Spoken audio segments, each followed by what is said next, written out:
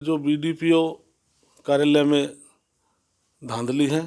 कल कई सस्पेंड कर दिए, पूछेंगे क्यों सस्पेंड किए। कुछ चारों का साइन भी है। जिस प्रकार से मैंने सस्पेंड किया 23,87,000 का उन्होंने कहा कि जो धरातल पर सामान नहीं है। कितने दिनों से ये धांधली चल रही थी? और जो धांधलियाँ पाएंगे तो रिकवरी भी तो पड़ेगी और डिपार्टमेंट एक्शन लेगा तो उसमें देखो प्रॉपर उसकी इंक्वायरी में क्या आता है। मैं रात की परवाह करता न दिन की परवाह करता। नया साल है, सरकार एक्शन में है, विधायक एक्शन में है और उनके मंत्री जो हैं वो भी एक्शन है। मेरे साथ पंचायत एवं खनन मंत्री कृष्णलाल पवार हैं। नई शुरुआत उनके इसराना विधानसभा से ही। कल कई सस्पेंड कर दिए, पूछेंगे क्यों सस्पेंड किए और कारण क्या रहा। पवार साहब, कल का एक्शन तो बहुत बढ़िया रहा आपका। बहुत बहुत धन्यवाद आपका। तो इसराना विधानसभा जहाँ के इसराना ब्लॉक के चेयरमैन हरपाल मलिक हैं, उन्होंने मुझे कई रोज़ पहले एक शिकायत दी कि जो बीडीपीओ कार्यालय में धांधली है और उन पर भी जैसे वो स्कूल चलाते हैं, कभी स्कूल में जाकर साइन करा ले, जल्दबाजी में गाड़ी में बैठने लगे तब साइन करा ले। लेकिन जो वहाँ पर जो काम कराए गए, जिस जैसे लोहे के बेंच हैं, समर्सिबल है, हैंड पंप हैं, वाटर कूलर हैं, इस टाइप से जो ब्लॉक के माध्यम से काम होते हैं, उसमें जो धरातल पे वो सामान नहीं है लेकिन बिल वगैरह ड्रा कराए गए हैं। तो जैसे मेरे पास शिकायत आई तो मैंने वीडियो को फ़ोन किया कई रोज़ पहले, मैं मेरे पास ये शिकायत है, मुझे वेरीफाई कर दो। तो उन्होंने वेरीफाई करके खुद माना और लिखित में मेरे पास है 23,87,000 का उन्होंने कहा कि जो धरातल पर सामान नहीं है, शॉर्ट है, ये कमी है।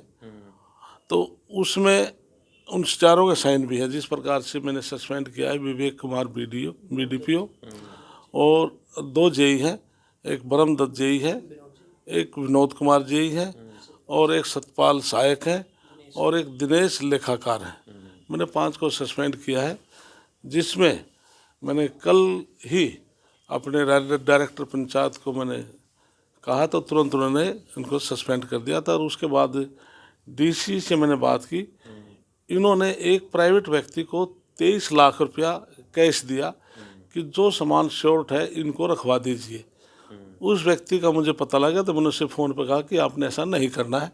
और कल ही मैंने डीसी को बात की, भाई ये 23 लाख रुपया हमारे पास किसी थर्ड पर्सन के पास कैश है, उसको जमा कराए।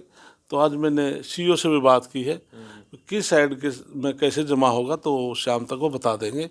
तो ऐसे मैंने कार्रवाई की है। और सब कितने दिनों से धांधली चल रही थी और अपने स्तर पे जो आपने कार्रवाई की है उसमें क्या चीज़ निकल कर सामने आई? इसके लिए तुरंत अभी तो इंक्वायरी निकलेगी, जैसे आई है तो उन्होंने खुद मान्य लिखित में साइन दिए उन्होंने। तो बाकी मैं सारी इंक्वायरी करा रहा हूँ, तो जितना भी निकलेगा मुझे लगता है बहुत ज़्यादा। आपने अपने विधानसभा से इसकी शुरुआत हुई है, लगता है पूरे प्रदेश में ऐसे वागड़ बिल्ले और बैठे हुए हैं जो धांधले कर रहे हैं। मैंने जैसे मेरे पास शिकायत मिली तो कोई भी प्रदेश में इससे बहुत अच्छा मैसेज आएगा। दूसरे जो कोई चेयरमैन है, कोई मेंबर है, चाहे कोई जिला परिषद है, समिति है, तो इस प्रकार से कोई भी सामने चीज़ आएंगी तो निश्चित तौर से उनकी इंक्वायरी करा ली जाएगी। आमतौर पर ये सरकारी अफसर हैं जो ऐसे घोटाले करते हैं, एक तो सस्पेंड करना, एक ट्रांसफर करना, ये कहना चाहिए तो हमारी रूटीन की चीज़ है, इससे हमारा कोई फर्क नहीं पड़ता। नहीं, सस्पेंशन एक रूटीन की चीज़ नहीं है। सस्पेंस में तथ्य सामने आएंगे और जो धांधलियाँ पाएंगे तो रिकवरी भी तो पड़ेगी और डिपार्टमेंट एक्शन लेगा तो उसमें देखो प्रॉपर उसकी इंक्वायरी में क्या आता है। तो इसमें इंक्वायरी में आने के बाद तो और स्टेप भी लिया जा सकता है। एफआईआर भी हो सकती है। एफआईआर भी हो सकती है, रिकवरी भी हो सकती है, बाद में बर्खास्त भी किया जा सकता है। सारी चीज़ संभव है। इंक्वायरी के बाद तय होगा वे किस प्रकार का उसके ऊपर चार्ज लगेंगे। आपने पिछले दिनों डंपर भी पकड़े थे, ये कार्रवाई जो आपकी रहेगी, जारी रहेगी ये चीज़ें आपकी? बिल्कुल, जो भी मेरे नोटिस में आएगा अपने विभाग में। मैंने आज से पिछले संडे की बात है कि मैं क्रैशरों पर चला गया तो वहाँ पर उनका रिकॉर्ड चेक किया कि धरातल पर रॉ मटेरियल कितना है, कितना आपने सेल किया, तो कोई कमी पाई तो एक्शन लेता हूँ। मतलब उनको मैसेज दे रहे हैं कि मतलब आपके पास जो विभाग हैं वो ठीक हो जाए, नहीं तो कृष्णलाल पवार कभी मर्जी आ जाएगा। हाँ जी, बिल्कुल जी, निश्चित तौर से। न मैं रात की परवाह करता न दिन की परवाह करता। एक अच्छा मैसेज सरकार की तरफ से भी जाएगा। हाँ जी, इसलिए क्योंकि मैंने फिर माननीय मुख्यमंत्री को मैंने खुद पर्सनल बताया बात। मुख्यमंत्री ने इस बात को अप्रिशिएट किया। नौकर बिल्कुल निगरानी रखनी चाहिए और कार्रवाई जारी रखनी चाहिए कि सही डिपार्टमेंट चले। अच्छा, आपके खनन विभाग में क्या चल रहा है? खनन विभाग में कुछ कमियां सामने आ रही हैं? ये सिस्टम पूरी तरह ठीक चल रहा है? बिल्कुल खनन विभाग के अंदर भी जैसे हमारे पास सामने आते हैं, जिस प्रकार से रणदीप सुरजेवाला का एक ट्वीट आया था कि 20,000 करोड़ का माइनिंग में घोटाला है, लेकिन कांग्रेस अभी सदमे से बाहर नहीं आए। वो माइन राजस्थान की थी। कभी रणदीप सुरजेवाला हमारा सीनियर साथी है, मेरे साथ भी विधायक रहे हैं, तो जैसे पंजाब में जाता है तो कहता है कि एसवाइएल का पानी हम हरियाणा को एक बूंद भी नहीं देंगे। हरियाणा में आज तक बयान दे देता है कि हम पंजाब से एसवाइएल का पानी लेकर आएंगे। तो भाई कम से कम बयान एक तरफा तो दो तरफा बयान तो ना दे। मैं पब्लिक समझ चुकी है सारी बात। हाँ, सारी बात सुनी तो मन के बयानों का जिक्र कर रहा हूँ कि हरियाणा में बयान ठोक के देते हैं कि हम एसवाइएल का पानी पंजाब से लेकर रहेंगे, और पंजाब में जाते कहते हैं हम हरियाणा को एक बूंद पानी भी नहीं देंगे। तो हरियाणा प्रदेश एसवाइएल एक जीवन रेखा है, तो निश्चित तौर से भारतीय जनता पार्टी पूरे प्रयासों में है कि एसवाइएल का पानी हरियाणा को मिले। चुनाव को लेकर आप तैयार हैं पूरी तरह? निगम के चुनाव आ रहे हैं और कांग्रेस तो अभी अभी विपक्ष का नेता ही नहीं अपना ढूंढ पाई, अभी उस सदमे से नहीं बाहर निकल हाँ, पाई। कांग्रेस अभी सदमे से बाहर नहीं, और मैं 91 से विधानसभा में लगातार मेरा 8वां चुनाव है। मैं 6 बार चुनाव भी जीते हैं, लेकिन पहली बार मैं देख रहा हूँ कि कांग्रेस अब तक अपना विपक्ष का नेता नहीं बना रहे, और भारतीय जनता पार्टी नगर निगम के चुनाव के लिए, नगर पालिका चुनाव के लिए तैयार है, और वार्डबंदी भी हो चुकी है, जैसे पानीपत की वार्डबंदी हो चुकी है। तो जब भी अनाउंस होंगे तो भारतीय जनता पार्टी नगर परिषद और नगर पालिका चुनाव जीतेगी। अच्छा, कांग्रेस और लास्ट सवाल है, आपने जाना है भूपेंद्र सिंह हुड्डा की राजनीति को कैसे देखते हैं? क्योंकि विपक्ष की नेता की कुर्सी भी जाती हुई जो है नजर आ रही है भूपेंद्र सिंह हुड्डा के हाथों से। कांग्रेस का प्रदेश के अंदर जो आपस की लड़ाई है, इनका जनाधार समाप्त हो चुका है। जब विधानसभा के चुनाव थे 1 तारीख को, ये कहना भूपेंद्र सिंह हुड्डा लोगों ने शुरू कर दिया था कि बहुत जल्दी 8 तारीख को चुनाव होंगे, गिनती होगी तो भूपेंद्र सिंह हुड्डा की सरकार आएगी, कांग्रेस की सरकार नहीं आएगी। तो प्रदेश के लोगों ने इस बात को समझा कि कांग्रेस की सरकार नहीं बन रही, भूपेंद्र सिंह हुड्डा की सरकार बन रही है, इसलिए लोगों ने एक तरफा मत भारतीय जनता पार्टी के पक्ष में दिया। ये खूबसूरती आपकी पार्टी की है, अभी बूथ स्तर पर जो है चुनाव हो रहे हैं, फिर जिला अध्यक्ष के चुनाव हैं, फिर प्रदेशाध्यक्ष के चुनाव हैं, फिर राष्ट्रीय अध्यक्ष के चुनाव हैं। तो कांग्रेस का अभी भी प्रदेशाध्यक्ष एक ही मिला, इतने सालों बाद मिला, और वो भी अपना चुनाव लड़ने के बाद खुद अपना चुनाव हार जाते हैं। ये खूबसूरती बहुत बढ़िया आपके पास। भारतीय जनता पार्टी संगठनात्मक पार्टी है, राष्ट्रीय स्तर से लेकर बूथ स्तर तक, पन्ना प्रमुख तक हमारे कार्यकर्ता स्थापित हैं, और हमारे त्रिदेव बूथ स्तर पर स्थापित हैं। अब चुनाव हमारे चल रहे हैं, और जिसमें हमारे अब मंडल के अध्यक्ष बन जाएंगे, और हमने जिला अध्यक्ष के लिए भी पर्यवेक्षक लगा दिए, जैसे मेरे पास रोहतक और झज्जर की जिम्मेदारी मुझे दी गई है। उसके बाद प्रदेश अध्यक्ष का चुनाव होगा, फिर राष्ट्रीय अध्यक्ष का चुनाव होगा।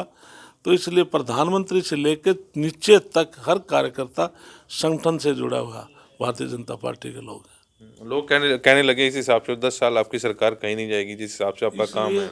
जनता की आवाज़ भगवान की आवाज़ होती है।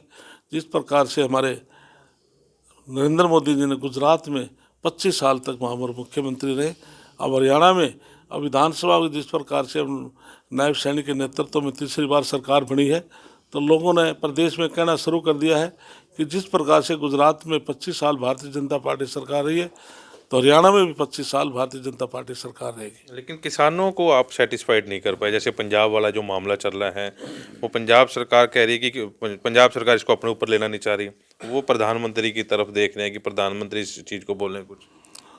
तो भारतीय जनता पार्टी नरेंद्र मोदी और नायब सैनिक किसानों के हितैषी हैं। हमारी पार्टी किसानों के हितैषी है कि देश के प्रधानमंत्री नरेंद्र मोदी ने पूरे देश में 12 करोड़ किसानों के कानून बना करके 6,000 रुपये किसान सम्मान निधि दी है। इसी प्रकार से नायब सैनी ने हरियाणा प्रदेश में 24 फसलों पर MSP से फसल खरीदने का फैसला किया है, और अब की बार 14 फसलें MSP रेट पर खरीदी। इसके बाद नायब सैनी ने मुख्यमंत्री बनने के बाद जो कोई किसान भाई खेत में उसका समर्सिबल ट्यूबवेल जो बैठ जाता था, दूसरे स्थान पर शिफ्ट करता था, उसके पैसे एक्स्ट्रा लगते थे। अब नायब सैनी सरकार ने, नायब सैनी ने कहा कि आज अनिल विज के पास से मंत्रालय है कि सरकार किसान का कोई पैसा नहीं लगेगा। किसान का ट्रांसफार्मर खेत में जल जाता तो 20% कॉस्ट देनी पड़ती थी, अब नहीं देनी पड़ेगी। 133 करोड़ किसानों का ट्यूबवेलों का सरचार्ज में बात था, नायब सैनी ने सारा का सारा माफ़ कर दिया। 31 जुलाई 2023 तक किसान भाइयों की जो सिक्योरिटी जमा है ट्यूबवेलों की, हम 10 हाफ पाव क्या ना HP तक पावर हाउस ये बोलते हैं, BHP बोलते हैं उसको, तो हम सोलर से कनेक्शन देंगे और 12.5 BHP का हम पावर से कनेक्शन देंगे।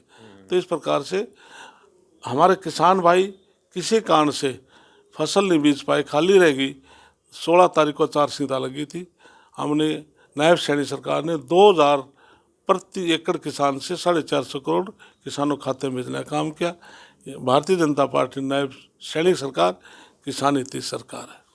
चलिए, नए साल में बड़ा एक्शन है और पूरे हरियाणा में इस मामले की गूंज है कि कृष्णलाल पवार ने अपनी विधानसभा से इस चीज़ की शुरुआत की है। उम्मीद करते हैं कि और भी मंत्री जो हैं कृष्णलाल पवार की तरह काम करेंगे और लोगों की उम्मीदों पर खरा उतरेंगे। वॉइस ऑफ पानीपत के लिए प्रदीप पांचाल के साथ कुलवंत सिंह।